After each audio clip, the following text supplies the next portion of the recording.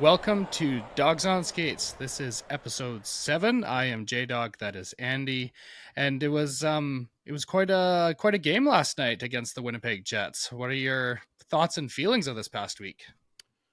Whew, that was a roller coaster ride. That was we're back, baby. To no, we're not. We're back, baby. Um, I feel I like don't we know what this team summarize is. the season as just the movie Live Die Repeat. Yeah, They're kind of making some moves and looking great, and then they horribly disappear and disappoint, and then they kind of come back and revive only to disappoint again a short time later. So it makes me very scared for the game against St. Louis tomorrow. I really hope they're able to to get it going, but that's a huge game all of a yeah, it sudden. is. Yeah, it's amazing. I thought a reasonable effort versus Calgary. Chicago, I thought, this could be a good opportunity for guys to get off the schneid, get a few goals, rack up some Hmm. points. The team hadn't scored more than 3 goals in what feels like forever. Yeah, We're like, let's just go and score 10 against Chicago, right? Get a bit of your mojo back. And then they almost do. They looked great against Chicago. The way they were moving the puck, scoring off the rush, it was it was glorious. totally. And guys were like really boogieing around the ice. Yeah, Everybody was feeling it. And it's like, okay, now we've got Utah. Utah's not a terrific team, but they're not Chicago. yeah. So let's carry it on. Let's take it to Utah. And we've got Quinn Hughes back. We have yet to lose with Quinn Hughes back. And Quinn Hughes did his part Sure versus did. Utah, Mm-hmm. but nobody else really got the memo on that one. Nope. That was a super disappointing effort, and that instant feeling of dread. It's the Yeah. same thing when PD had that 2 goal game. I think it was before Christmas, where we Mm-hmm. thought, "Oh, thank God, PD's back." There's just a brief little glimmer of hope, and then it was extinguished again. It felt Totally. like that. Felt like we're back. No, no. Why did I get excited? That's not us. Like the 25th false start of the year. Yeah. Exactly. And then Winnipeg happened, and I Man, oh I had no hope for that game. And I guess I gave it like a 1% chance we'd win, just in the off chance that hey, this is a team that we really should not beat, and it seems like that's when we come to life. Um, so maybe we'll do fine against the Jets if we make it to the playoffs. I don't know, but yeah, they that was a team last night in the Jets that looked a little disorganized, but for the most part was still looking pretty fast. Like Hellebuck made some really nice saves, and yet the cool. Canucks were able to like they could have scored 7-8 goals last night. They put 6 up. You think Lekaramaki of should have scored. yeah, Probably DeBrusque should have there's the scored. 2-on-1 with I think it was Pedersen and Hoglander. So Yep. like there was some serious That could have been a chances. 9 spot on the board. Yeah, and I like mean, they probably sure, don't get the empty net if they're up 8-2, but right. And we probably should have let in 2 or 3 alone. Like Ehlers hit the post. They had a couple of really close ones as well.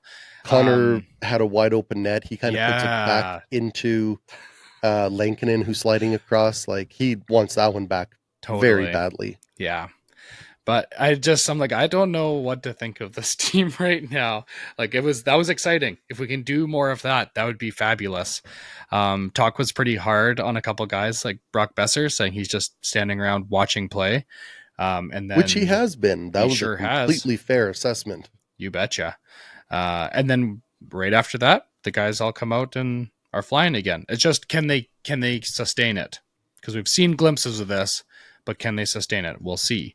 But they got a huge game against the Blues, and then a huge game against the Rangers Saturday morning at like 10 o'clock. The first visit against JT Miller. So yeah, Yeah, it's a very interesting schedule coming up. But the Winnipeg game was fascinating because the Canucks do have a bit of a tendency to play to the level of their competition. mm-hmm. Like, you're probably going to get a better showing out of the Canucks when they're playing a really great team than when they're playing a really poor team. Yeah, The game against Chicago is a bit of an outlier in that regard. I was not expecting them to actually, step on the throat the way they did there, totally. but I want them to. I mean, Right. they stepped on the throat. I think they had like 6 goals on 13 shots or something like that. It was something. I was Yeah. laughing. I'm like, I think their scoring or their what would that be? Like they were scoring on every 2.75 shots they took. Yeah.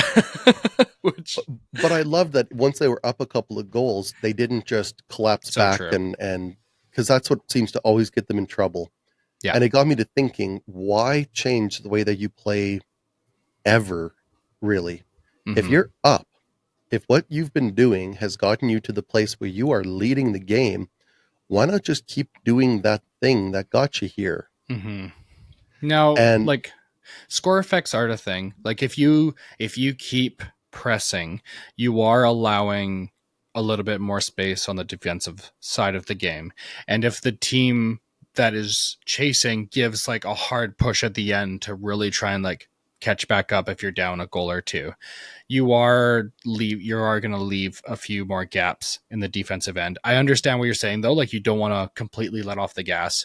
I think there's a fine line there between kind of being very defensively sound in a little bit of a lockdown and keeping possession and not completely just folding the tent and just hoping you win. so I'm not overly familiar with score effects, but my understanding is basically it represents the tendency of trailing teams to elevate their play in an attempt to come back. Correct. Yeah. But how much of that is due to the decision of leading teams to stop pushing? Because when you stop pushing, you're effectively allowing the other team to kind of regroup and come at you. And now you're just fending off attacks instead of taking the attack to the opposition.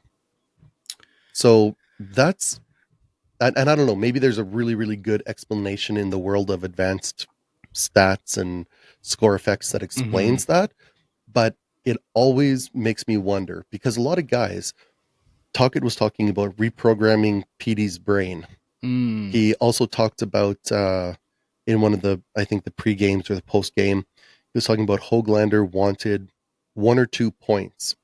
They wanted to give Hoglander 1 or 2 points, and I thought like goals, assists, right. but no, I think it was 1 or 2 things to focus on in his head. Oh, I see. He doesn't want to have to be thinking about 5 different things because he'll get lost. So keep it simple, get in there hard on the forecheck, turn the puck Mm-hmm. over, and get it to, Pedersen, Besser, whatever. Totally. So I think that notion that keep it to 1 or 2 points. So then, regardless of the situation you're in, whether it's early and you're trailing or late and you're ahead, you play the same way. You play an aggressive, in your face, forechecking, high pressure game, just always. And I wonder if that is maybe a little bit easier for people to uh, maybe buy into or just maintain a level of consistency with if they're just always doing it and it doesn't change depending on what time in the game or what the score is. Mm-hmm. Yeah. I'd be really interested to see it play out that way. Because I know even in just like, you know, games I've played in my life, when you're up that goal, and if I'm playing on the offense, I'm maybe dropping back a little bit more to help out defensively in the last 3 minutes of the game, knowing that we only have a 1 goal lead. And if I'm staying high looking for more offense, I'm leaving a lot more space for the opposing team that is now taking risks to try and score. Um, And I yeah. think that's one thing, right? If you've got a couple minutes to go and you're up by one, yeah, Mm-hmm. you've that's got to be, in that situation maybe an all-out defensive stand. Right. Maybe that's the exception. But I'm talking like when it's a 4-2 game, is that and you're in the middle of the second? Right. Oh, Are yeah, you yeah, yeah. collapsing into a No, defensive no. shell and now you're just going to withstand pressure from the And I number mean, one I don't team? even think that's score effects at that point. I think that's just a bad mindset. Like, I don't even know if the other team's even pushing with in the second period yet, the way they are in Yeah. down the stretch in the third. But yeah, no, I think that makes sense. Anything like 4 minutes and under, I can kind of understand it. But when you're talking, there's over a quarter of the period left or more, then I don't know. I don't think that's a good idea. Yeah. I just think back to the beginning of last year, and it just felt like every shift the Canucks were pressuring One every, wave after another. Yeah. every guy. It was just relentless, Hmm. and they generated so much because of it. And I you started to see a little bit of that in the last week here, and it Yeah. puts a little spark in my cold dead heart that Right. that I maybe know. it's still in there somewhere, that this And team could surprise. it's hard because you don't want to believe because that opens up you up to hurt. Um, I don't want to love again. I might be hurt You've been again. hurt so many times. But I mean, as a fan, I think that's all we kind of have to live and die on. So yeah, it'll be very interesting. Um, Quinn Hughes had a very couple interesting quotes this week, and a couple that make me think he might listen to our show. We were talking about the training staff and some of their just below average or not so great track record. And he came out and talked about how he's been feeling and a little bit about the training staff. Have a listen. On now. How about for you, obviously, to get through the game, to feel good, and to be able to have a full practice here today? Yeah, feel healthier now, feel back to where I want to feel. So now it's just about performing, which I'm going to try to do. What did you see from this team? So that's cool to hear. Yeah. There's been a lot of questioning around Quinn's health, and I mean, even talk said that he probably won't be at full health for the whole season. But to hear that his body is back to where he wants it to be, meaning like maybe he's not 100%, but sure, he's good enough to feel confident to go out there and not be just constantly thinking about, oh, am I going to hurt this or hurt that? So Realistically, there's probably not an everyday NHLer who isn't dealing with something once you're into the 70 something So game true. of the season, or 60 something. Especially a guy that plays upper 20 minutes on most nights like Hughes does. So that's certainly reassuring. Yeah, totally. And then, this next one, he talks about the training staff a little bit. Keep pushing. Is this last injury unrelated to the one before, or is it connected? Yeah, I think just with the first injury I had, it's just I try to come back, and then other things were not as strong because I was overworking different muscles from the previous injury, and haven't really had an injury like that before where it just felt like a little bit of a domino effect. But we have a great group of trainers here. And, I was able to get healthy, and now I'm ready to go. Sure, you do, Quinn. So he goes out of his way there to talk about the training staff and the great group of guys, or the great group that they are, which I think is pretty neat, and shows that, like, I don't think a player like Quinn is going to go and endorse the training staff if he actually is frustrated with them and doesn't think they're doing a good job. Maybe he doesn't say anything bad against them, but I don't think he goes out and like brings up their name without even being asked about them. So anyway, that was like, okay, well, we shot our shot, and Quinn heard it and had a response. So yeah, I'm not entirely convinced that there's not still a story there. mm-hmm. It may not be the training staff. It may be the coaches or the management or somebody else kind of forcing the issue. Or maybe it was more of a temporary thing that's been resolved with the new executives that are in. Yeah. Hard to say. There's a fair bit of smoke there. But at the end of the day, I always come back to, hey, if Quinn Hughes is happy with it, I can be happy with it. So yeah, for sure. Speaking of Quinn Hughes being happy, what a segue. Yeah, there's someone else on the team that he talks about quite lavishly. Yes. I mean, Brock's one of my closest friends, and he's been, someone I can lean on and just it's just been a really quality friend over the course of 6 years that I've been here. And obviously, you never want to see anyone struggle. But in saying that, I think everyone on this team's kind of gone through some ups and downs this year. And as far as Brock and the message that everyone in here needs to have is just every game's a new night, and each game has a new personality, and you don't know when you're going to break through. So hopefully he can kind of get on a roll here. Thoughts? Yeah. I have so many thoughts about Brock Besser. I love Brock Besser. I want Brock Besser to be a Canuck till the day he retires. The issue is the money. It really is to me. Brock Besser, we've talked about it so many times. There's guys who drive play and there's guys who benefit from the work that others do, and they finish. Brock Besser finishes, but he finishes largely the work that other people do.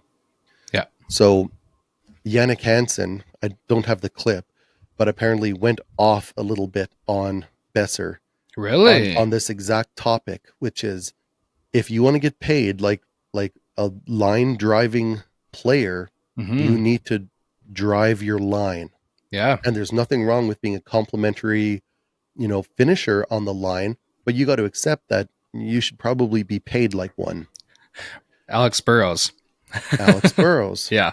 Never the most highly paid guy, but had some big goal scoring years. Mm-hmm. So that's kind of where I'm at with Besser. I would love it if he just embraced the fact that he's not, Mikko Rantanen, who's going to be generating stuff.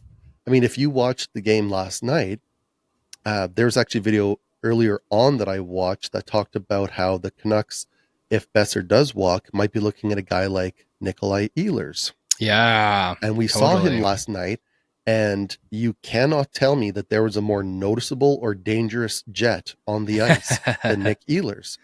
He Yep. was everywhere doing everything and got so many good looks. And you think, okay, right now he's making less than Besser. I mean, they're both probably going to get raises. Mhm. But if you're looking at those two guys, if I'm putting a team together, I want Ehlers before I Yeah. want Besser, if the money's anywhere close. And honestly, I think it depends on the type of team. If I have the Colorado Avalanche, I probably want Brock Besser over Ehlers.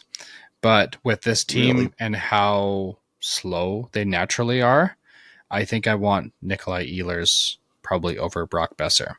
I think the Avalanche have a lot of guys that can really move the puck, and they need someone who actually puts it into the net, is just able to be there to put it. I mean, I feel like maybe Nichushkin is a little bit, maybe not quite as fast. I don't know. But definitely a guy who can put the puck away. And I wonder if, something like that for Brock would be a better fit than this team that really is needing speed. But at the same time, what would I pay to keep Quinn Hughes happy and to be someone who's a good friend, said multiple times in that interview by Quinn Hughes? Yeah. That's tough. That's really tough. Ehlers has never scored 30 in a year. Yeah, And Besser's got a 40 on his resume. Like exactly. we know it's there. If you Yeah. had a more dynamic team around him that could, back players off and get the puck to Besser in a position where he has a bit of time and space to shoot, Mhm. he could be a real offensive threat. And I mean, again, that's what the Avs do. Like Nathan McKinnon just creates space and sends it over to Rantanen to rip it home. I see that fit being so good for Brock, as much as I don't want him to leave. I want him to stay at a reasonable number. It's- I think that's just it.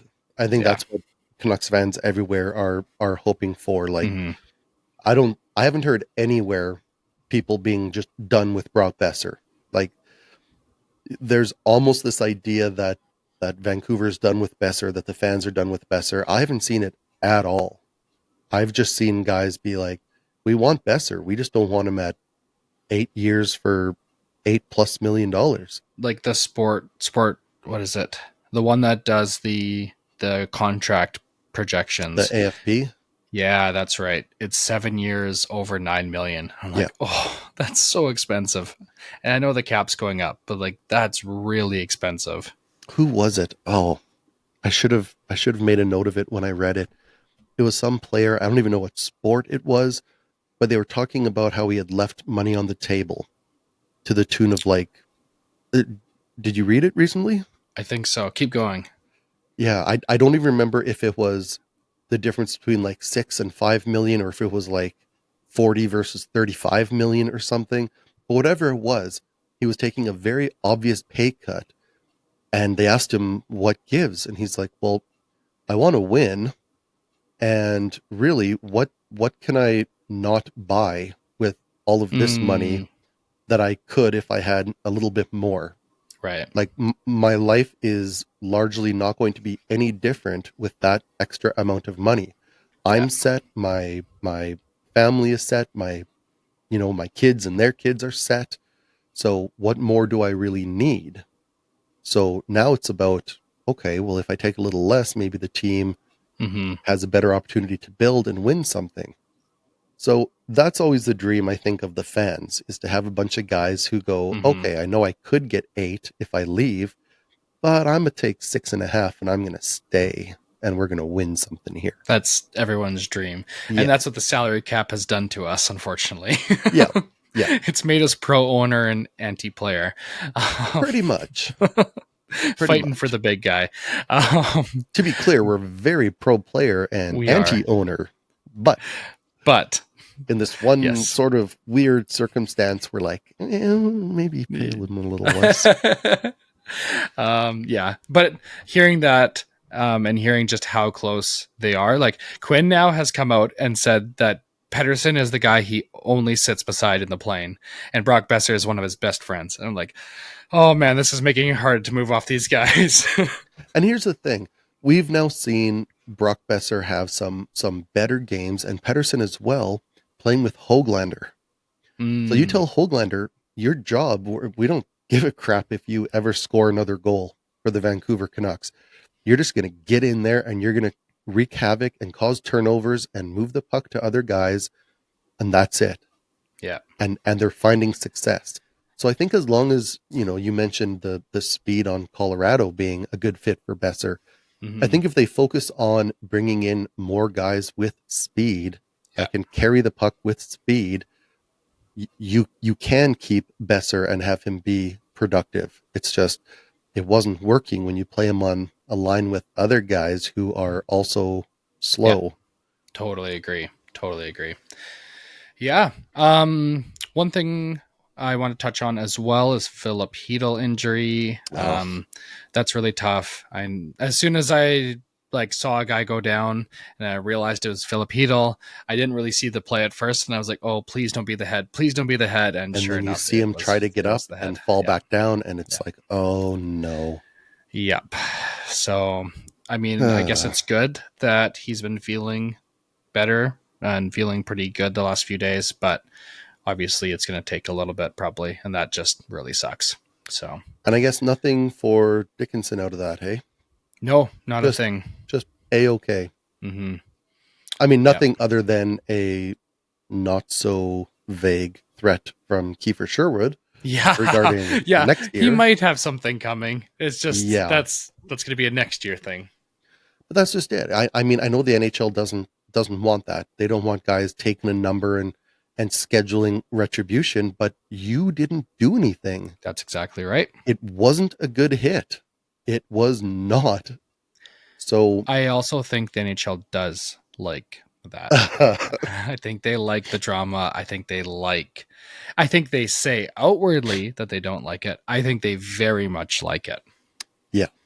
I think it's good for the ratings. Exactly. Who isn't going to tune in to the next Vancouver-Chicago game? Yeah.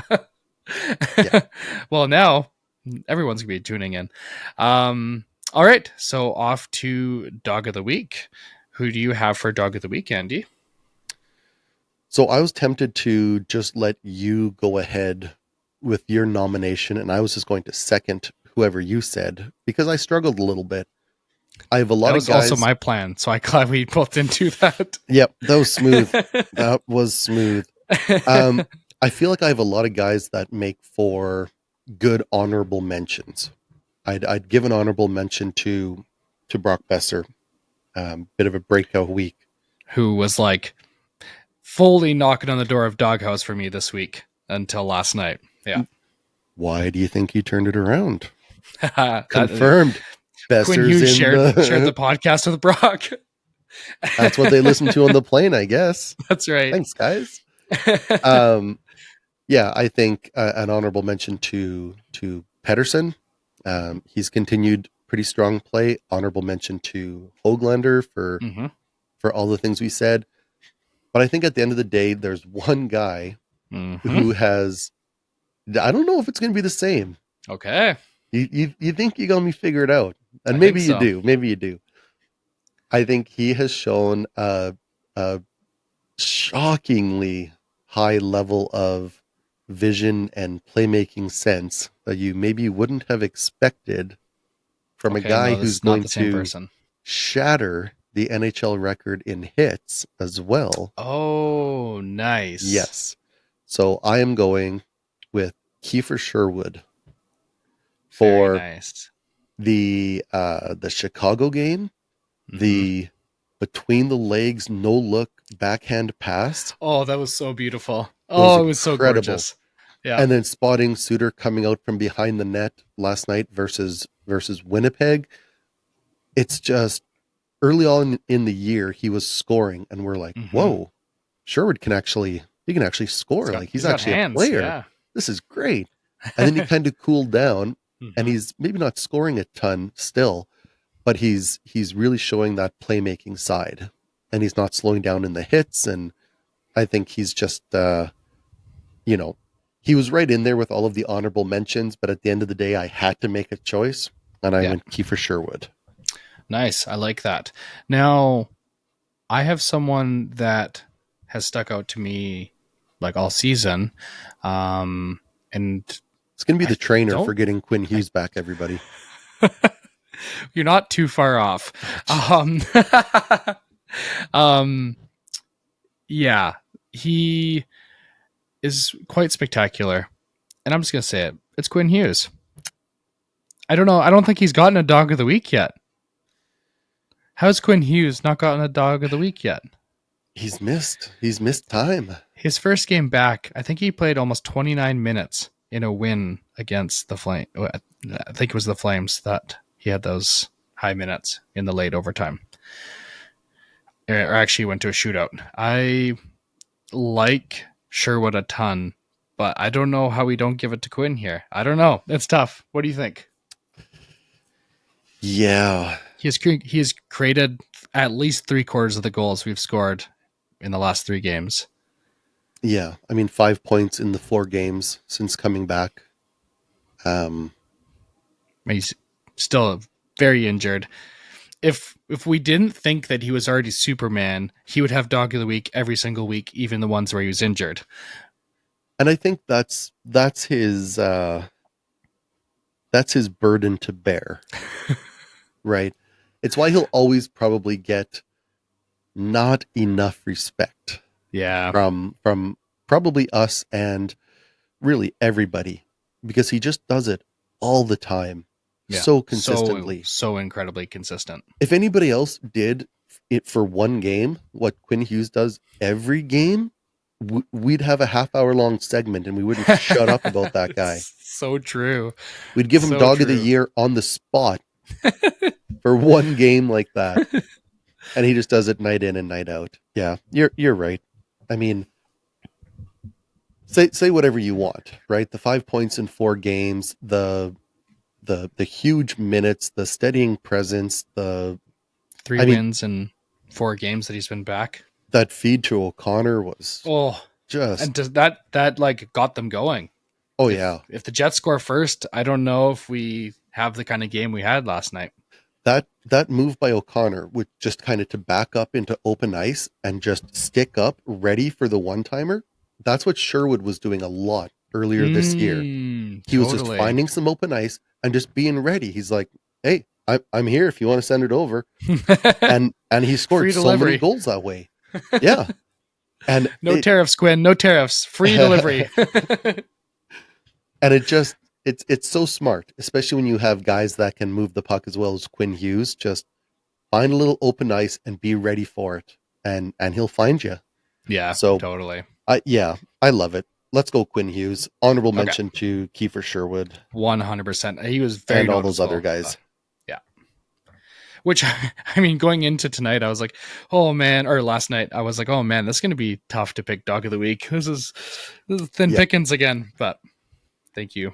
Sorry, Good win. Quinn. We'll just like by default, we'll give it to you every 2 or 3 weeks because you'll always deserve it. You get it bi-weekly. Yeah. It's got to mix in the other guys. Right? That's right. We know it's your team. We know you're the guy. Exactly. Doghouse, we currently have Frankie Aquilini in it. Are we keeping him there? Is anyone joining him? Oh man. I feel like this is kind of the opposite. So there's not a lot of players that I think should be there. Yep. So if we put a guy there, it's like maybe he's sitting on the doghouse. He's not like in it. He's Totally. doghouse adjacent. I might actually throw a vote towards Marcus Pedersen. Whoa. Okay. Do tell. And I don't even know that I can really justify it that much, other than he's been very noticeably on the ice for some big goals against recently. Yeah. Now that's in large part probably a result of his deployment and matchups and penalty killing. So Yeah, I think so. it's really tough to suggest that he deserves the doghouse. I don't think he does, but I don't know that anybody really does. Yeah. Curious to see if you've picked anybody out. Yeah, I would say that he was among the top as well for me. But that said, the more I thought about it and the more I watched him, I would see him make a couple like really smart plays and then just a lot of just solid hockey and then a mistake that would, maybe it's his mistake or maybe he just could have done something to prevent the goal. It doesn't, they score. Or maybe he's just on the ice because he's unlucky. I think the good things he does are not like noticeably good, which is why maybe when he's on the ice against, then it's like, oh, okay, why is this guy always on the ice? I don't think he is always on the ice, but I think that the good things he does basically are invisible to just, if you're just watching play and you're not really specifically watching Marcus. So for that reason, he does not get my vote.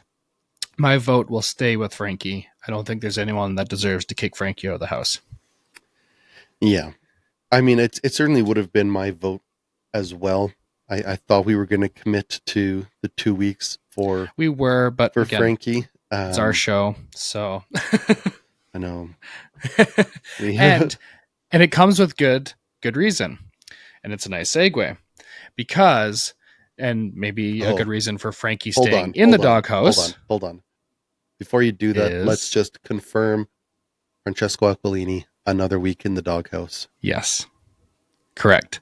And the reason being, one of the reasons, there's a good few of them. The Athletic did a survey, I guess, of fans in every market in the NHL.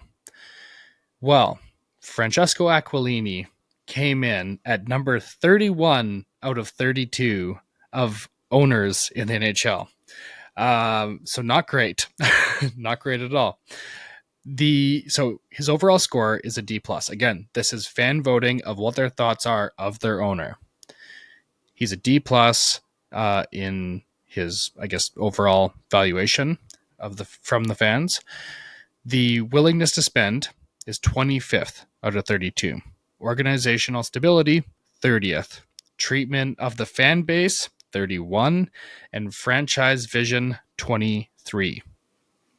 Yeah, fans not incredibly happy. There's a little write-up basically of the fans' perspective saying, you know, the years with Gillis at the Reigns, those are pretty good years. Not too much to complain about.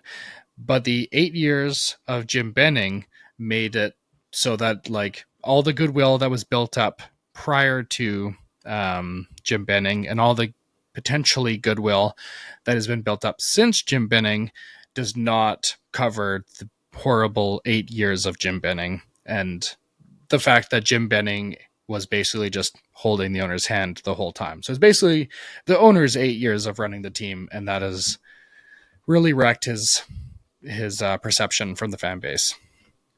Turns out the Athletic watches the show as well. Apparently, man, where are all the views on YouTube? What the heck? What are they watching on? They're doing one big watch party somewhere, so just one view. Just yeah, some illegal stream somewhere. Guess it's only fair. Yeah, it. I read through the article. I kept scrolling down, thinking, "Don't be Frankie, don't be Frankie, don't be Frankie," because if he had been anything other than near the very bottom of that list, it would have been a travesty to me. Yeah. And it's interesting. So the final score that they gave him, the fan score and the score from the Athletic were very close, 2.95, 2.9. So the overall score, a 2.9. I thought, boy, that actually seems pretty high, but it's a lot lower than anybody else, with the exception of the... Out of 5? Yeah. Okay. With the exception of the one guy who's lower than him, and they weren't even close. Oh boy. That's Pegula in Buffalo. Terry Pegula. Yeah, Pegula. Yeah. I mean, they haven't made the playoffs in, it's going to be 15 years. Again, I think this year. I think I was in elementary school the last time they were in the playoffs. Yeah. And, you know, no love for the fans, the community. Like, it's just a sorry state of affairs. And Aquilini is terrible. And I don't think that he should get a pass just because one guy happens to be that much worse. Like, I mean, 31 out of 32 is not too great. Like, okay, so the last guy should not own a team. I think that's pretty well established that he Correct. shouldn't own a team. So I don't know if you know this, but he owns another big team. Do you know what that team is? I do not. The Buffalo Bills.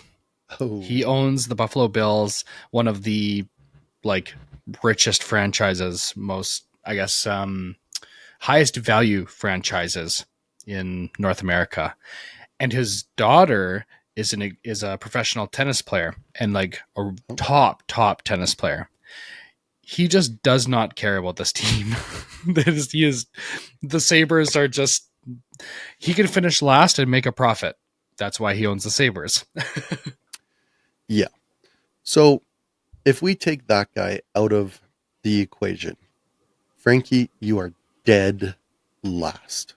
Correct. And you hear about the way some other teams treat their fans, the community, right? The players.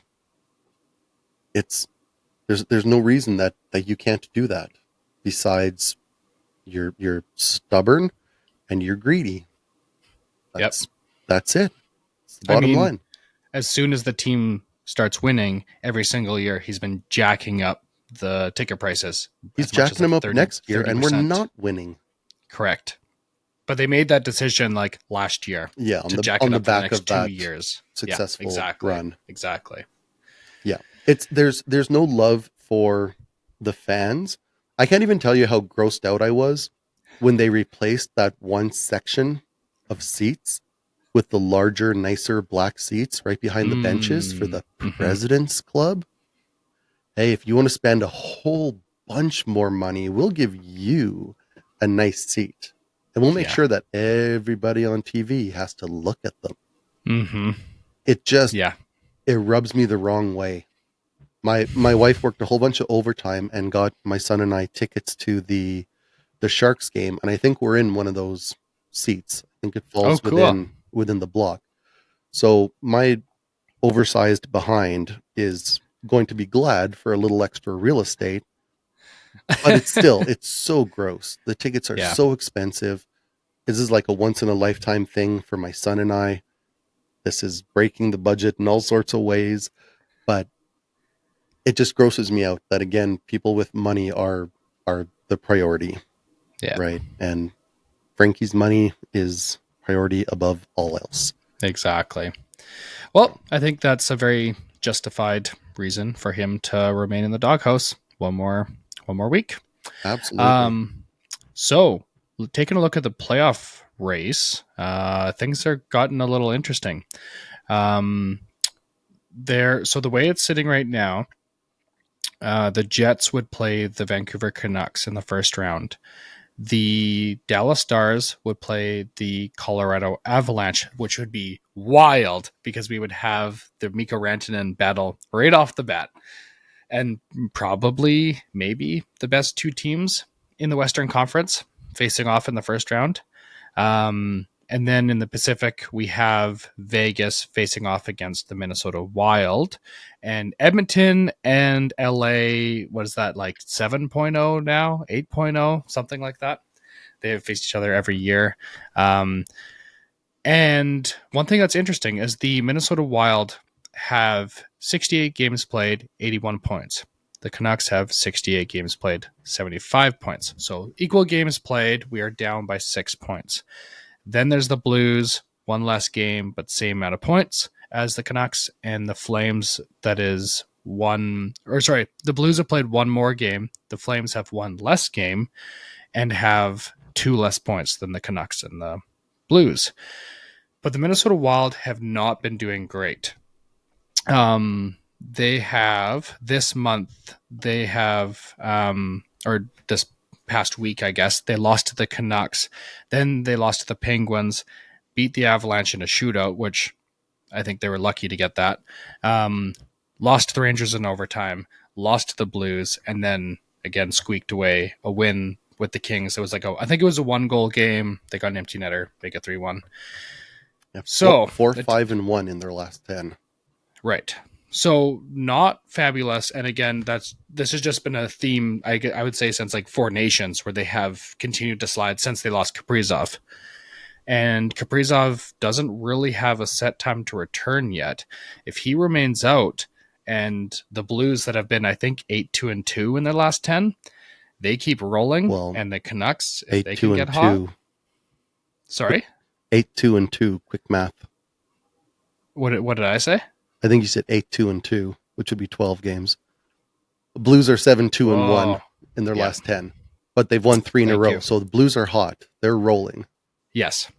So I wonder if Minnesota might keep slipping here. Again, it depends on if the Canucks, Flames, and Blues can continue to win down the stretch, and if Minnesota will continue to struggle. But they had a big cushion. They were easily well in the second place, even in third, they had a big cushion there, but they've continued to lose, and that lead they had on everybody is really shrunk. So I don't know. It might be interesting. In terms of just pure points earned over the last 10, the Flames and the Wild both sitting at 9 points over their last 10 games. So neither one, the Flames have 3 wins in their last 10, 3, 4, and 3. So that's not great. No. Canucks are playing 500 hockey. They need to go on a little bit of a roll at some point. Really hoping that win over the Jets gives them a bit of momentum. If they can win versus the Blues, that is huge. Extremely huge, yeah. I'm not going to say must-win game. We're not in that territory yet, but man, this feels like a big litmus test, right? It sure does. If you guys are serious about being a playoff team, this is a game you really ought to win. Currently, we have a game in hand on the Blues. If we lose the game against the Blues, we lose that game in hand. We lose all the control we have. Now we're a lot more just in the hopes of St. Louis not playing great, which That has not been the case lately. If we win, now we've stretched that game to now we got 2 games in hand on them, and that feels massive with only like 13 games left in the season. So it's a huge game coming up tomorrow. So just wanted to kind of check in on what the NHL bracket is looking like so far. And then in the East, it is looking like we have the Panthers. They will be playing, let's see, it would be Ottawa Senators in the first round, the Battle of the Kachucks. That would be pretty fun. Yeah. We've got the Lightning in Toronto, which we've seen a few times, I believe, already in the last few years. We've got Washington would be facing against Montreal, which again, that'd Montreal. be battle of, I don't know what I was thinking, Kotkaniemi, but Kotkaniemi's on Carolina. That'd be a tough matchup for Montreal, but Montreal has been playing pretty decent, so you never know. That's kind of an interesting team to do some damage. And then Carolina and New Jersey, a team that is just so unlucky heading down the stretch. They lost Jack Hughes. Now they've lost Dougie Hamilton for the rest of at least the regular season. So that team is all kinds of hurting right now. I feel for them. But there is a possibility. Shouldn't have badmouthed the Canadians. They do have points in 9 of 10. So yeah, they're kind of doing decent, and they just beat the Senators last night. They were on a 6-game winning streak. So, could be interesting. But in the East, so that would be all. If it ended today, we would have all of the Canadian teams in the East in the playoffs. And in the West, it would only be Calgary not making it. But if Minnesota slips, there is a way that Canucks, Calgary, Edmonton, Winnipeg all make it. And we have all 7 Canadian teams in the playoffs this year, which I don't think that's ever happened since the Jets came into the league the second time. So Minnesota's got to keep sliding. St. Louis has got to falter here pretty quick. Maybe tomorrow's game against the Canucks is the beginning of that slide. Yeah, that would be fun. There's a world, which again, it's just like, that'd be really cool. So we'll see. Keep an eye on that. And last thing for the week in review is the Avalanche. Gabriel Landeskog. And he is out on the ice, kind of out of nowhere. He's out on the ice doing drills, doing practices with the guys. I believe he's not doing contact yet, but he's just out there with the guys and hoping, I think, to be back for the playoffs, which then makes me look at their lineups. So, as you can see here, the current way it's constructed, this according to Daily Faceoff, top line is Lehkonen, McKinnon, Necas. So slot Landeskog in the Lehkonen spot. That moves Lehkonen down into the Drouin spot. It moves Drouin down into the Kiviranta spot and Kiviranta into the Parker Kelly spot. So the lineups would be Landeskog, McKinnon, Necas. That is unreal for a first line. Second line would be Lehkonen, Brock Nelson, Valerie Nichushkin. That is an unreal second line. Third line is Jonathan Drouin, who has been dominating with McKinnon for the last 2 years or something like that. Jonathan Drouin, Charlie Coyle, Ross Colton for a third line, and then Yoel Kiviranta, Jack Drury, and Logan O'Connor for I love that team. That is an incredible lineup. And then Devon Tays and Cale Makar, Ryan Lindgren, Sam Malinsky, and Samuel Girard, Eric Johnson on the back end. I could not love this team more if I tried, I don't think. Maybe Brock Besser in there would just make it like the world's all-star team. But I think this team is so good. And they've got 2 good goaltenders. I think this team is going to go very far in the playoffs. And if they don't, I think that's not due to anything that the general manager did. I think GM of Colorado should get the GM of the Year award, whatever that's called. And I'm out of breath, so I'm going to let you talk now. I don't know that I even really have a lot to say. Jorn with the breaking news that the Avs are good? That they're unreal. I knew they were good, but I wasn't expecting Landeskog to join this lineup. That's an unreal roster with Landeskog joining. Yeah, but we don't know what Landeskog is going to be. Sure. He's been gone a long time. So like the way it is right now, that's a very good team. But Yeah. if you can get, like, I imagine they're not playing Landeskog unless he's getting at least, 75% health or something. If you're getting 75% of Landeskog and you put him with McKinnon and Natchez on your first line, like, you lost Rantanen and your team is better. Like, anyway, I was shocked when I looked at the lineups and what it would look like with Landeskog in there. It's kind of silly that they could fit that all under the cap. But It's funny that Parker Kelly would drop off because I was really impressed with his game lately. I don't know. okay. I watched, I think it was the Avalanche played the Flames after Yep. Vancouver did, maybe. Yeah, that's right. That was this past weekend. Yeah. And so I just wanted to kind of check in on that game because obviously it has implications on Mhm. Vancouver, how the Flames do. Parker Kelly, extremely noticeable on that fourth Okay. line. So looked into So him a maybe little he bit doesn't even and- draw out, but Yeah. But I mean, then who does, right? Logan Right. O'Connor's solid for them. Yeah. It's But it's an a nice embarrassment problem of to riches. have. Yeah. And this is a team that I felt like for the last 2 years has like the all-star superstar talent of McKinnon, Rantanen, Makar. But then you look down the lineup, I'm like, I don't know any of the names on their bottom two lines. And then all of a sudden I look and it's this. And I'm like, what the heck? This feels almost as good as like Team Canada's Four Nation roster. Yeah. No, you're not wrong.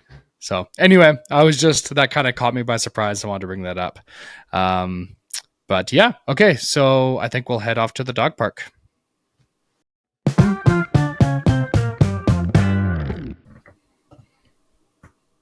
All right. Welcome into the dog park. The first thing we're going to be doing is we filled out our March Madness bracket with that starting tomorrow. I guess some of the tiebreakers have started the last, like today and yesterday. But the main tournament starts tomorrow. So we filled out our bracket and neither of us follow college ball really at all. So we just kind of had fun with it and picked based on names and logos and that sort of thing. So we'll start here with Andy's. Here's Andy's bracket. And yeah, what led you to some of your decisions, sir? Yeah, go ahead and take a screenshot of that so you can all become millionaires when you wager. Yeah, so really, I don't know the first thing about college basketball. I picked, in most cases, the animal that I liked better. So large cats, a lot of cougars advanced, tigers, bobcats. Dogs are good, bulldogs. And then when there's a couple of matchups that were like cougars versus cougars or bulldogs versus bulldogs, Yeah, I'm like, that's there's fun. so many cougars and so many bulldogs. I Yeah. noticed that. Yeah. Then I actually did a little read up on the team or just went with the one that had the higher percentage of people picking it for their brackets. So that's for the most part where I went, with the exception, the team that I took to go all the way and win the whole thing was the Florida Gators. Now, I had no idea that they were even a number one seed. The reason I picked Florida is because a few years back, my softball team had to rebrand. This is like a beer league, non-competitive softball team. We had to rebrand because we got a new sponsor. And I came up with the idea of calling ourselves the Tailgaters. So then it's like, it's tailgate, but then you can use the Gators Love for logos and merchandise. So got my gross old That's awesome. softball hat, got the Gators, and then we did custom jerseys. Nice. Those are slick. Yeah, 27, right? Nice. Vladdy, Trout. It's a good number. Of course. Yeah. Yeah, so it was Gators all the way. Out of the, I guess technically that's the West, and then Mhm. from the East, I took Duke all the way. Again, not really because they were a number one seed, but because when I was a early teenager, I went through that brief period that most of us do where I wanted to be a veterinarian. And so I was looking up veterinary schools, and apparently Duke had a decent one. And so I envisioned for a little while me going to Duke and cheering on the Blue Devils. So took Duke out of the East to meet Florida out of the West, with the Gators coming out on top. Man, if you didn't have like the jersey and the hat to go with it, I think you were just BSing us, Right? Just picking all the top ranked teams. Totally. But you brought the jersey, so I guess it's probably legit. Oh, it's legit. Insert photo of Andy and his trophy right here. Yeah. Okay. So do you have anything else? Or that kind of sums up that? No, I don't know anything about this stuff. These are wild guesses. Yes, that is where I'm at as well. But the fact that I picked 2 number 1 seeds means that I've got a fighter's chance of actually having the winner in there somewhere. So, hey, I'll take it. All right. So for mine, I had Michigan going quite far. Again, I just chose based on what I liked for the names. They're the Michigan Wolverines. And again, Wolverines are very cool, an underrated animal. So I had them versus the Lobos, which is like the Spanish name for wolf. That's fun. Yeah. So I have them going to the finals, but I don't have the team aspect to back it up, but I have the Gators also going deep. Just again, very cool animal. And the Arkansas Razorbacks is just kind of my pet team, like the team I cheer for every March Madness. I think it's just obscure enough. I like their logo of a wild hog in full sprint. They don't have a great team this year, though, so I dared not put them all the way to the Final Four. But so we got Wolverines and the Gators in the Final Four, with the Gators going to the championship. And on the East and Midwest side, on the East side, I had Duke eliminated very early on, with Wisconsin, the Badgers, going to the Final Four. Made me think of Honey Badgers, Yannick Hansen. There's the Honey Badger nickname there. And then on the Midwest side, I had Purdue, I believe it's Boilermakers, something like that. Let me look. Boilermakers, which is just people that work with like steel. I guess I kind of looked up. It just was like a tradesman steel worker kind, which I'm like, again, very unique. I like it. It's not just Bulldogs 1,200 times over, or Cougars. So I don't know. I thought that was kind of cool. And then there's Kentucky. That's a team that I have selected for the last few years, and they have burned me so hard. They've lost to they were like a 2 seed. They got beat by like a 15 seed in like the first round. It was, yeah, they've hurt me a few times. So again, dare not send them all the way to the Final Four. And then I have the Badgers beating the Boilermakers and the Badgers beating the Gators in the championship. So we have this all set up on Sleeper. The Sleeper app, and it will keep track of all of the points as we go through. So we'll keep an updated score of how we're doing every week as the tournament goes on. And now we're off to a new segment called Nameplates. Now, I've been trying to figure out of how to like incorporate a segment where we can compete in a spelling competition using hockey names. Came up with nameplates. Essentially, we're going to go 5 rounds, just each taking turns, where one of us will tell the other person just a hockey player name, and that person's going to have to spell out the first and last name of the player in order to get the point.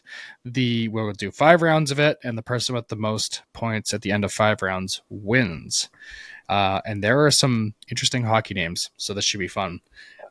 Should we flip the coin to see who goes first, or should we just, what do you think? All right. The handy Dogs on Skates coin makes another All appearance. right. Another terrible flip. And it's J-Dog. So Okay. I believe you should have the choice if you want to spell first or have me spell first? I will start by giving the prompt. You will be spelling first. Okay. And I'm not going to write anything down. I think writing down makes it easier, so I'm not going to do it. Okay. That sounds good. All right. The first name I'm going to start off with is Zemgus Girgensons from the Oh. Buffalo Sabres. That's Gherkinsons. Okay. Z E M G U S. Zemgus.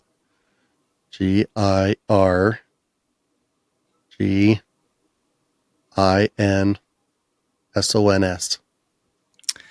So very close. Bum, bum, bum. You had Zemgus right. Girgensons, Girgensons. So just the difference between the I and the E Shoot. there. Very, very close. But that is no go to start. Dang it. All right. Your first name is Etu Losterainen. Oh man. To EATU. Losterainen. L. Oh, I'm going to butcher this so bad. LEU STRINEN.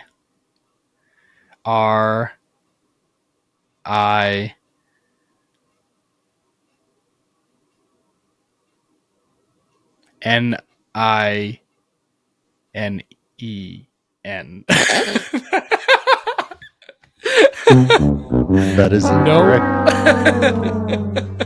I mean, you had already lost it on man. the second letter. So Yeah, I just figured I had. let you go anyways. EETU Right. LUO STARINEN. Oh man. Yeah, that was brutal. I just went like straight for my hardest one just to Well done. make Well sure done. I had you. on one. All right. Next we have Vladislav Nemenstikov.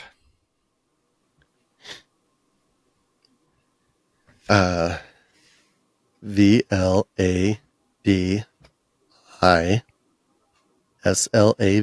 Vladislav. NAMESTNIKOV.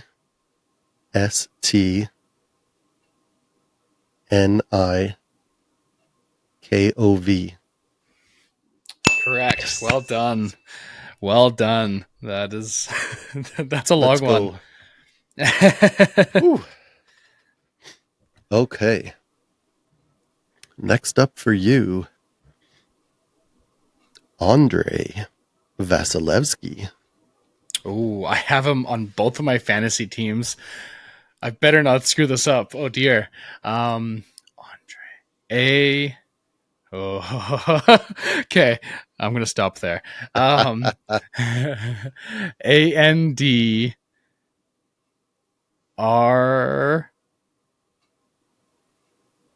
REA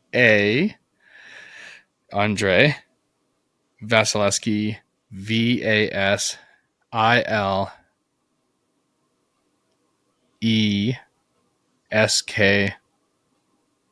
No,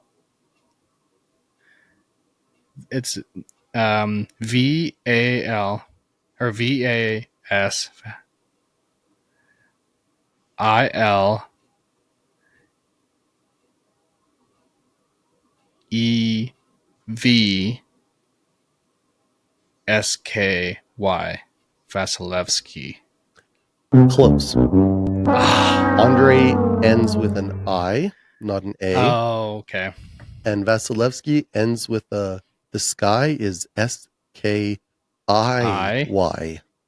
Oh, Which is just dang. like, really? Was I right with adding the V in there? Vasilevsky? Yes.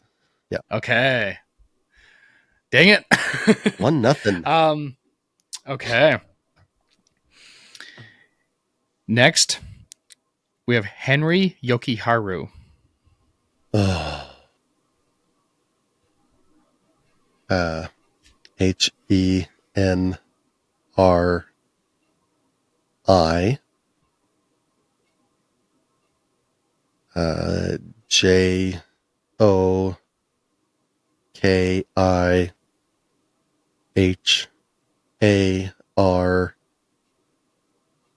JOKIHARJU. Wow. Well done, sir. That's Let's go. incredible. Well done. It looks nothing like what it sounds like. No, So that's no. impressive. It does not. Okay. So that's 3. So I'm down 2-0. Okay, I really need to start getting some here. Okay, this might be a layup. That's what I like to hear. Might not be. Would have seen him. Would have seen it spelled out for you last night. Oh. Hayden Fleury. Okay. HAYDEN Hayden. Flurry is FLE.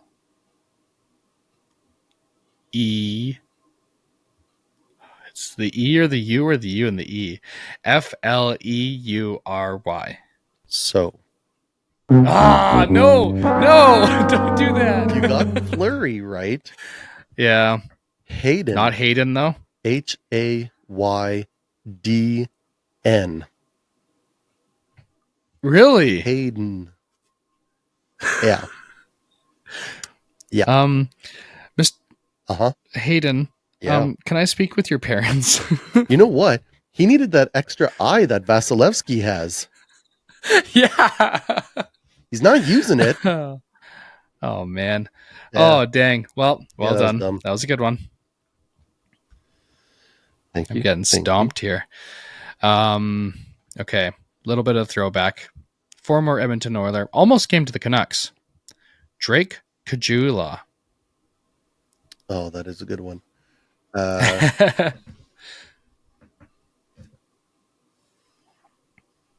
Okay. DRAKE. Drake. Caggiula. Oh, man. I think it's either CAGUILA or IULA.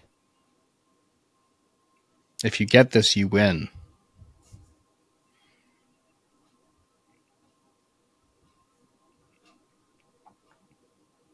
I think it's got to be CAGIULA.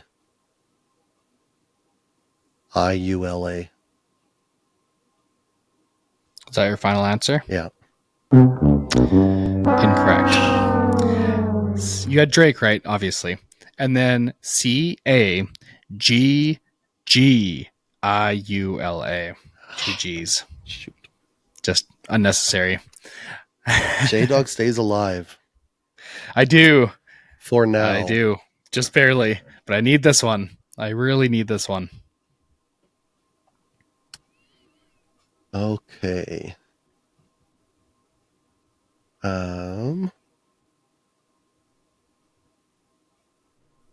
Let's go with a fun one. Ooh, I like fun.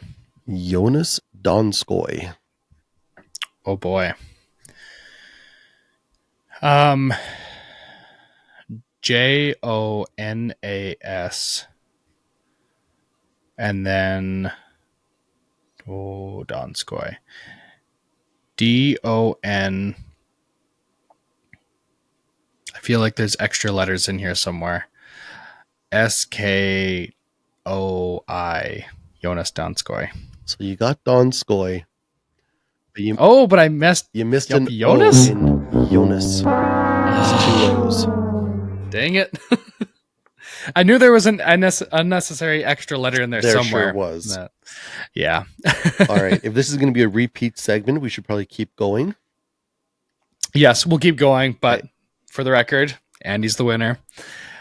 So let's see. Man, I used a lot of my hard ones and you blew right through them. I'm going to go with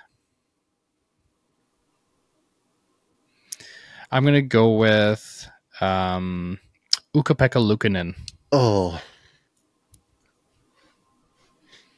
I'm just going quantity over quality. Let's use half the alphabet here. man. Okay, I don't know which combination is his first name and which is the last. I don't know if he's Ukko-Pekka Ukko-Pekka or if is he's his first name. Pekka Luukkonen. It's Ukko-Pekka? Technically, there's a hyphen in between. You don't have You're to not going get to the get me hyphen. on the hyphen. Okay. No, I'm not. I'm probably not going to get it anyways. Ukko-Pekka. UkkaPekka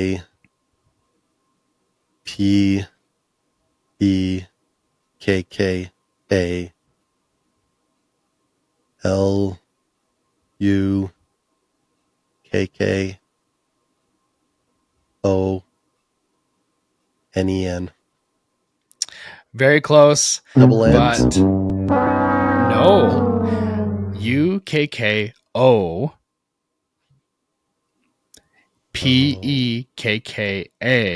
Actually, you had Pekka right. So it was, I think you did an A. You had Ukka, but it's Ukko. Ukko-Pekka. And then Luukkonen is LUUKKONEN. So you're just missing the second K. Just so many. There are 4 letters that repeat, and 3 of them are Ks. There are 6 Ks in his name. Man, oh man. And then I guess the last one for me, just to close it out, see if you can get the full sweep. Yeah.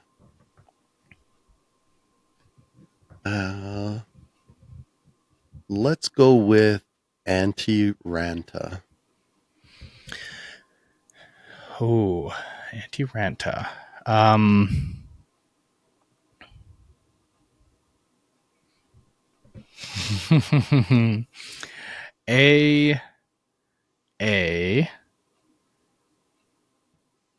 Take that as a no. Oh man. Antti Ranta. Yeah. AANTII.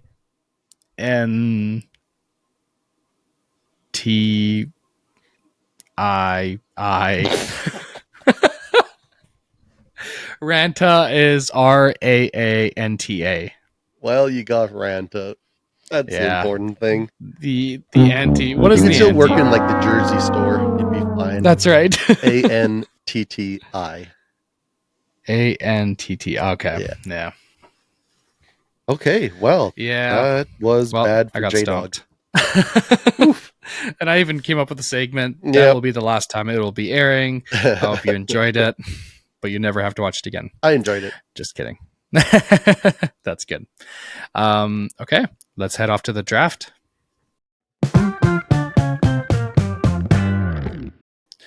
All right, welcome to the draft. Today, we're going to be drafting the best hockey nicknames and sending it off to Andy to see who starts. Okay. Back to the Dogs on Skates coin. Andy starts. Oh, okay. Okay. I'm on a roll with starting, but I don't know that that's a good thing. You are.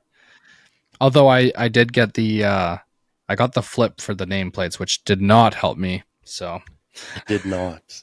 It did not. Did not. Okay. For the first one, because I was a child growing up in the 80s and Nintendo was so important to me, I am going to go with Super Mario.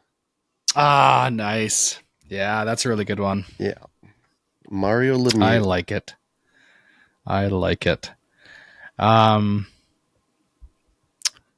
So a player I never really watched growing up, but spent a lot of time on a lot of people's TV screens because of who he played with. I'm going with Dave Semenko, Cementhead. Very good.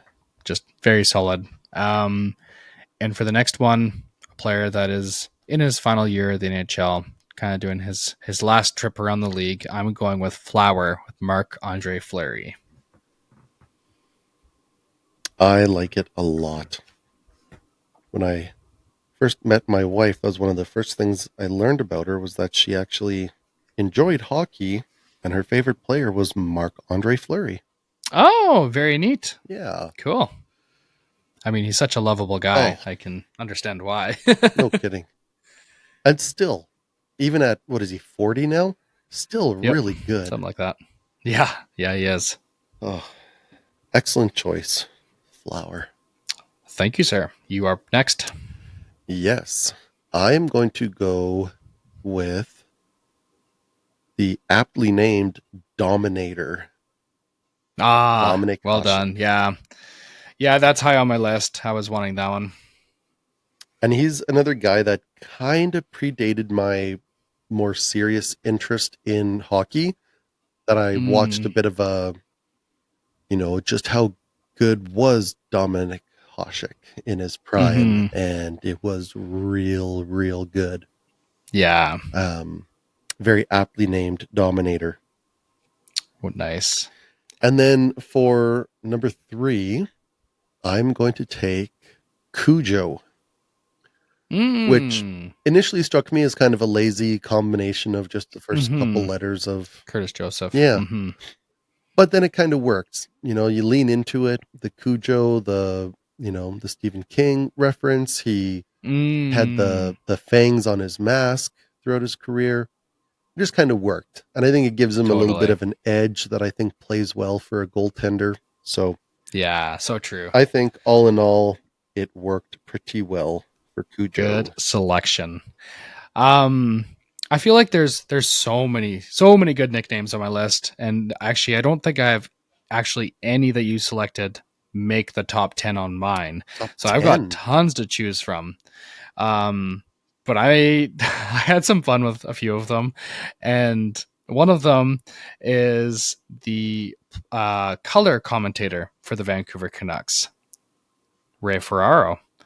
His nickname is Chicken Parm. I think that is just a fabulous, fabulous nickname. He acquired it when he was playing because he played in the NHL for many, many, many years. Yeah, it was a good name. And to go with my Chicken Parm, I'm taking Jamie Noodles McLennan, Noodles. I think that is the first one that we have overlap on. Okay, wow, that's incredible. But yeah, so I've got Chicken Parm and Noodles with my nicknames. That's a decent dinner. That sounds like old Spaghetti Factory, right? Okay, back to me for my last 2. Okay. Because I have a somewhat connection to this guy, I'm going to go with the Boogeyman. Derek nice. Bugard. Derek Bugard. Yes. He sort of went to the same high school as me. I'm in Prince George. He was on the Cougars. So he technically went to my school, but was never there. Yeah. Pretty tragic story, that one. But yeah, very, very fitting that that play on his name, the Boogeyman. He was a indeed scary, scary dude. Yikes. That is very true. And then the last one, because I think it's just so fun, and because I want to steal it and potentially block J-Dog's run on dinner foods, I'm taking Pickles. Oh, Marc-Edouard Vlasic. Yeah, actually didn't make my list, but I think it's a little bit lazy, but it's fun enough for it's very fun for a nickname, Pickles. That it's very fun that it makes the list. Okay, I am very torn here, so very torn. I think I'm gonna go with a nickname that I learned about, and is like one of the first nicknames I learned of any player in the NHL. And he played on a team that dominated through a lot of the 2000s. And I'm going with the Mule for Johan Franzen. Right. He was aptly named the Mule, a guy that was just an absolute workhorse. But yeah, loved that one. Do you have any honorary mentions? I have a couple honorable mentions, and then I want to get into a couple of dishonorable, if we may.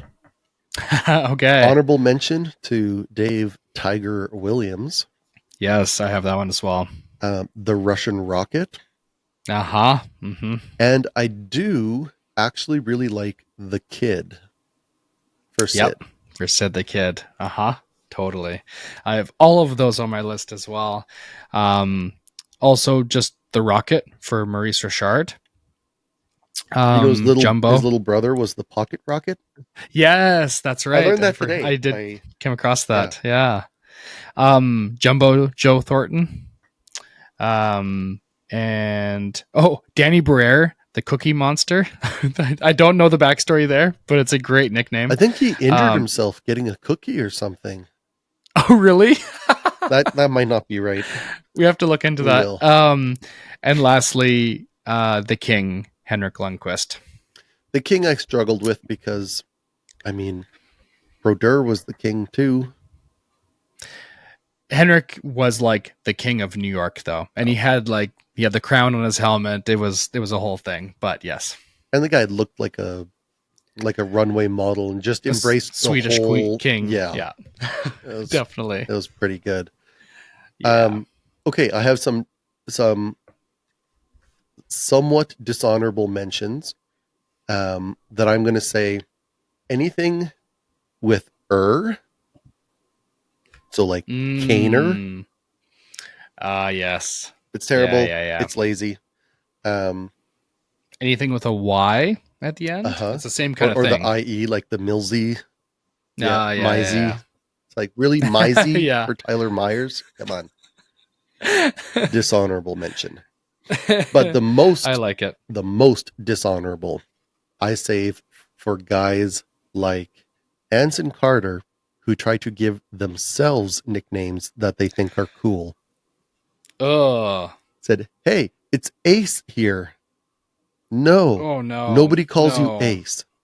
Uh-uh. Stop trying to make Ace happen. It's No. just it's Seinfeld when Costanza decides he wants to be called T-Bone.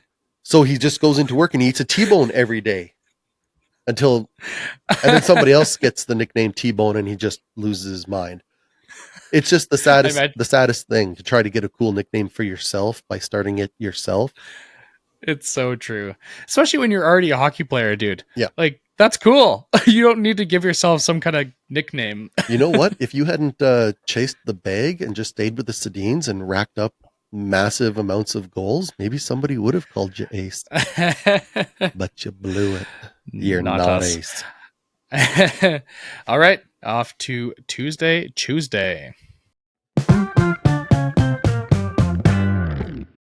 All right. Welcome to Tuesday. Last week, again, we are not very good at this. Yeah, we're going to go over those right now. Sorry. So, Canucks. so last Tuesday, we had Red Wings Capitals. How do we do? So we both picked the Capitals. How'd that work out for us? The Capitals won 4-1, so we both get one there. Hey. Next, we have Flames Rangers. Flames won 2-1. We both took the Rangers. Okay. Well, at least we're in lockstep so far. Senators Canadians. Canadians with the upset over the Senators, snapping their 6-game win streak. Which was good for me and bad for J-Dog.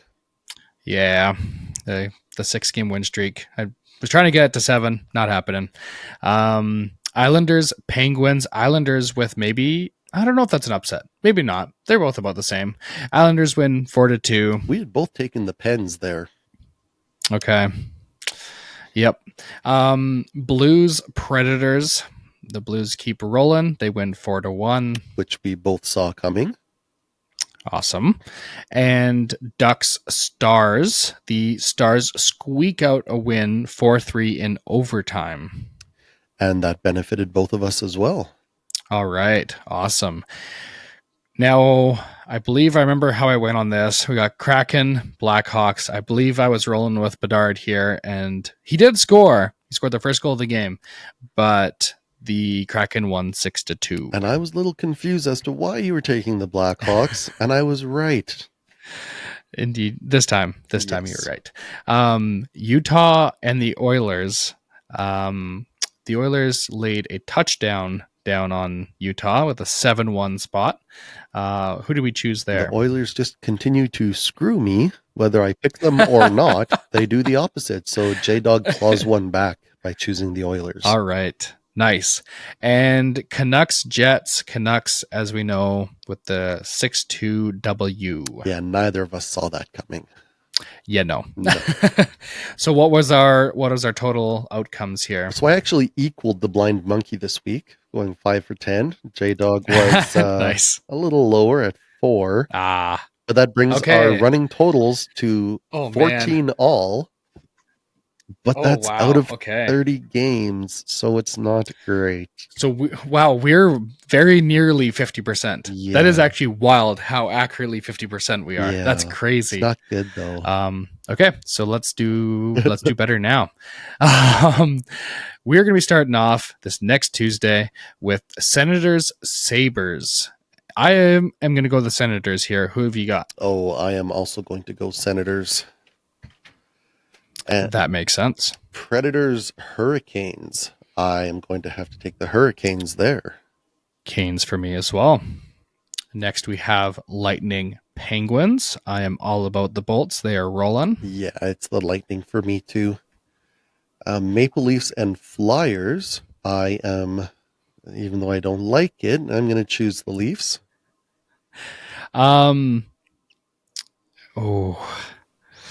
That's the Scott Lawton reunion in Florida or in Philadelphia, and I don't know who will want to win that game more because of it.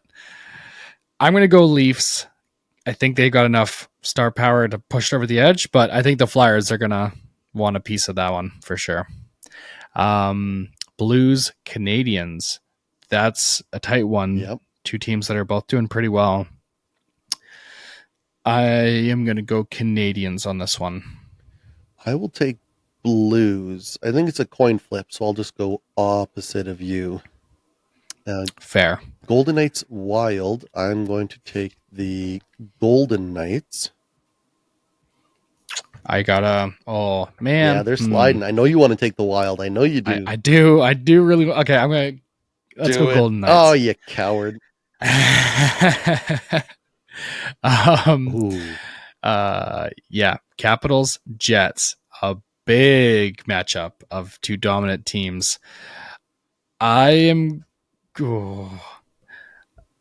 Who you want on this one? Oh, you coward. Capitals. Jets. All right. Go ahead. Kraken Flames. I will take the Kraken. Oh, Flames all the way.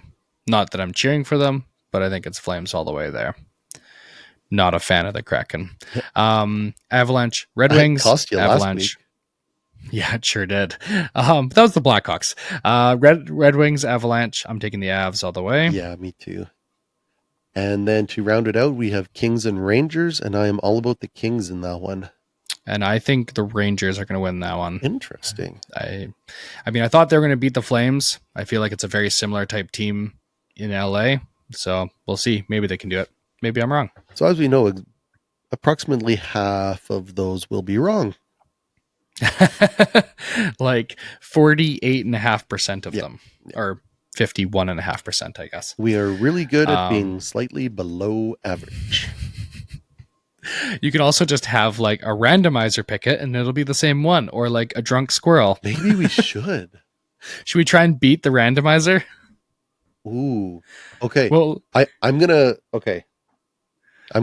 try something. I'm gonna try to record a video of my dog like randomly, like I'll drop two oh no, two treats. It's the TSN Yeah. thing all over Yeah, again. I'll see how she does. I'll put her pics in the video as well. Maybe I won't do the video. That sounds like a lot of work, but I'll put Maggie's pics in the video. Nice. I And like we'll it. see how she does. Just have like like What 2 happens if she bowls goes be like A and 9 B or for something, 10? then we shut down the Yeah, show and I think we might we have do to. something else. Yeah. Yeah. Or she joins the pod. Okay. She's Yeah, there's 2 options. she's not cute though. That's Well, not she's true. definitely not joining now. All right. I think that is everything for us. Yeah. Click like if you liked it. Click subscribe. Please leave us a comment. We'd love to hear from you. Thank you for watching, and we'll see you all next week. Peace.